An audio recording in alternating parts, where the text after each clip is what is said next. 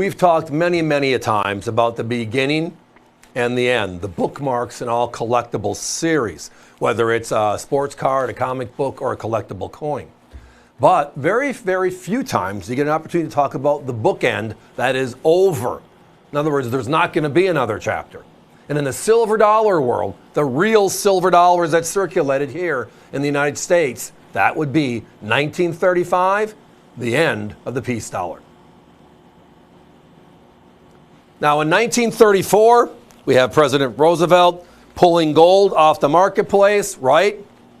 And then the next year, 1935, they pulled silver dollars from being in circulation. So the last year, we had a 90% silver big dollar was right here.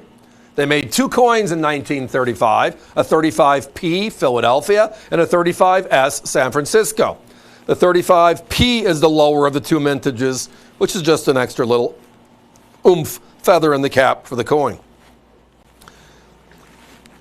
The question is how many coins survive? Because we've talked before about silver dollars, about how the Pittman Act of 1918 just decimated the known numbers of the entire Morgan dollar program. Well, in the peace dollar, there is a similar issue as well. And that is during World War II, which is very, very close in proximity to the ending of this dollar, we had something called the Manhattan Project. And the Manhattan Project melted lots of silver dollars as well. And the keepers of the silver dollar at the U.S. Mint will be backwards again, will be the 35s, backwards in, just like we saw with the 04s, 03s, 02s, etc. on the Morgan dollar side. Now, this again is our last big silver dollar. We did bring the Eisenhower out in 1971, and there is an uncirculated silver Eisenhower, but it was never made for circulation. It was only made for collectors. The coins they put into circulation were copper clad. Susan B. Anthony replaced it. Sacagawea replaced it, the first golden dollar, presidential dollars, innovation dollars, nothing big in silver again. So this is literally the last silver dollar. 1935, Philadelphia, oh my. Now the detail, well, that's the difference maker here. Because remember in 1921 when they introduced the peace dollar, again, which make a new silver dollar to celebrate the end of the war of all wars at that time, World War I. And we came up with the modernization of look and feel, which was taking the Statue of Liberty-esque look and put it on the obverse. And then the eagle, which has always been on our big coins. Now we're going to make it a little bit more poignant. He's on the mountaintop. He's looking east over the pond. And the biggest issue in 1921, which is why it delayed the release, is look at the talons. It has olive branches in it. The first designs had arrows. And everybody kept on kicking it back, saying it's supposed to be a peace silver dollar. And we're showing in his talons arrows. Let's change it. Finally, everybody agreed, and voila, there we have it. Now, the other part about coins like this is when you have melts impacting, because the government didn't keep track of, we're going to melt 15 34Ds, we're going to melt 155 1922Ps, that type. Which we rely on now is the fact that for the last 38, 39 years, NGC, PCGS, the big two have been out there certifying coins for us. And they have something called a census or a population report that tells you how many coins they've seen of a particular denomination, in this case the peace dollar, and Philadelphia, how many are from the Philadelphia Mint.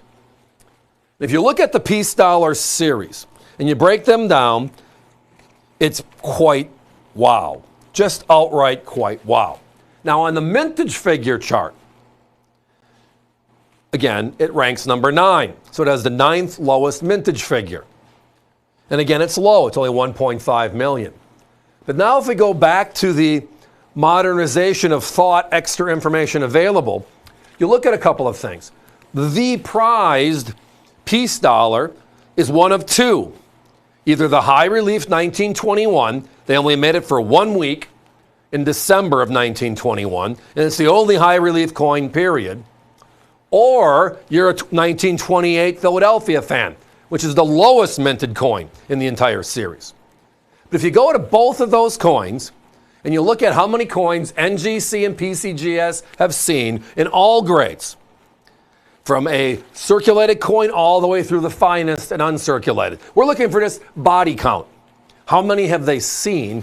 You're going to be amazed. It was 41,900 and change on the 21 high relief piece dollar, which for a coin with a million mintage is not that many. But the 28p is 22,700 and change. Well, for the lowest minted, that makes more sense, doesn't it? Well, then you go to the 1935 Philadelphia, and all of a sudden it goes kaboing. What doesn't look right here? There is only 22,000 flat, which means it's actually seen less than the 21 high relief, seen less than the 28, right, P, and both of those are, well, in uncirculated condition, $400, $500, $600, $700, $800 coins based upon the degree of beauty you're looking for. So when I look at a coin like this one, which is the bookend, the end of an era in U.S. history, the last silver dollar ever, I now have the lower mintage figure, ranks number 9, but now I have the extra stat that is out there from NGC and PCGS telling me that nobody finds these. Now, I've been doing coin shows for 35 years. Every couple of weeks I'm on the road and my team's out there all the time. And there are coins we just don't find. And then you look at the population reports and you go, well, that's the reason. For the last, give or take 40 years, they've been telling us these are the ones that nobody sees. Guys, let's put a 1-minute clock up, please. So with all that fun stuff said, now let's go to the other side of the equation. It's all about dollars and cents, right? Where can I get the biggest impact for the dollar today? And as I referenced, when you're looking at the 21 in high relief and uncirculated condition, you are looking at that $500, $600, $700 coin, a great value, right? The 28p, similar type stuff, great value. This one, though, is actually rarer. Now, my competition has it at $259. Same coin, same condition, $259. We're over $100 less. One of our specials in the show tonight, and we have lots of them all night long. We're at $139.95. The unfortunate thing is we only have a handful of them. And right now it looks even closer to being a sellout, which is one of many that we'll have tonight. Love talking about this because it's one of those parts in history where, boom, everything ends. What we used to look at, what we used to feel, what we used to love, all of a sudden is over. That big silver dollar is no more. Yet we can go back in time. Oh, and by the way, how many of you bought a 2021 piece dollar, the 100th anniversary piece? They made 175,000 of those, and you can't touch it for under $300 today, can you? Just talking out loud. This one, where there's 22,000 known globally by the grading services, just as a reference point, and it's a fraction of that price, just a great deal.